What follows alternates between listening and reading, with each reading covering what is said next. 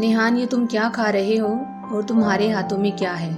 आलिया बाजी ने निहान से पूछा तो उसने डरते डरते अपने हाथ उनके सामने कर दिए। लेकिन आलिया बाजी उस वक्त तक देख चुकी थी कि उसने अपना रबड़ नीचे फेंका और फिर चालाकी से उस पर अपना पाँव रख दिया। आलिया बाजी गुज़श्ता कई दिनों से देख रही थी कि निहान चुपके से रबड़ खाता है। अगर कोई देखता तो वो काम करना शुरू कर देता। आलिया बाजी को निहान की आदत बुरी लगती थी, लेकिन फिर भी उन्होंने सोचा कि अगर निहान को सबके सामने टोका तो उसे शर्मिंदगी होगी और फिर सब उसका मजाक भी उड़ाएंगे। इसलिए उन्होंने सोचा कि वो एक कहानी के जरिए निहान की सलाह करेंगे। चलो बच्चों, अब कौन सा पीरियड है? आलिया बाजी ने क्लास में जाते ही पूछा तो सब बच्चों ने मिलकर जवाब दिया, कहानी का। आज मैं जो कहानी आपको सुना रही हूँ वो एक बहुत ही प्यारे बच्चे आमिर की कहानी है, जो वैसे तो बड़ा प्यारा था, लेकिन न जाने कब और कैसे उसे रबड़ खाने की आदत पड़ गई। अरे इतना गंदा बच्चा, हमार ने कहा। फिर एक बच्चे ने कहा, आलिया बाजी, क्या उसे खाना नहीं मिलता था जो वो रबड़ खाता था? ये सुनकर सब बच्चे जोर जोर से हंसने लगे, लेकिन निहान सर झुकाए खामोशी से बैठा रहा। आलिया बाजी बोली, खामोशी से कहानी सुनो वरना मजा नहीं आएगा।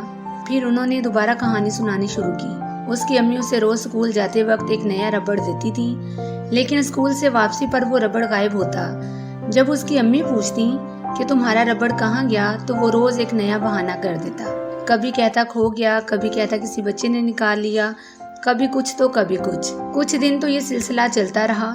फिर उसकी अम्मी ने तय किया कि मैं इसका पता लगा कर रहूंगी कि आमिर का रबड़ जाता कहाँ है। एक रोज आमिर की अम्मी स्कूल पहुंची और हेड मिस्ट्रेस से शिकायत की कि मेरे बच्चे का रबड़ रोज क्लास में गायब हो जाता है, कहीं कोई बच्चा उसका रबड़ तो नहीं निकाल लेता। हेड मिस्ट्रेस ने उनसे कहा, मैं खुद इस मसले को हल करूंगी, आप बेफिक्र हो जाएं। अगर कोई बच्चा ऐसी हरकत करता है तो मैं उसे सख्त सजा दूंगी। उसी रात आमिर के पेट में शदीद दर्द हुआ कि वो अपना पेट पकड़कर जोर जोर से रोने लगा। उन्होंने महसूस किया कि आमिर का पेट कुछ फूल गया था। ये देखकर आमिर के अम्मी अबू परेशान हुए और उसे फौरन अस्पताल ले गए, जहां डॉक्टरों ने चेकअप करने के बाद उसके अम्मी अबू को बताया कि इसके पेट में बहुत से रबड़ मौजूद हैं, जिसकी वजह से दर्द हो रहा है। चूँकि रबड़ बनाते वक्त बहुत से केमिकल मिलाए जाते हैं, इसलिए आमिर के पेट में इन्फेक्शन हो गया है। इतना कहकर आलिया बाजी रुकी और बच्चों से पूछा, जानते हो फिर क्या हुआ? क्या हुआ बाजी? बच्चों ने एक साथ पूछा।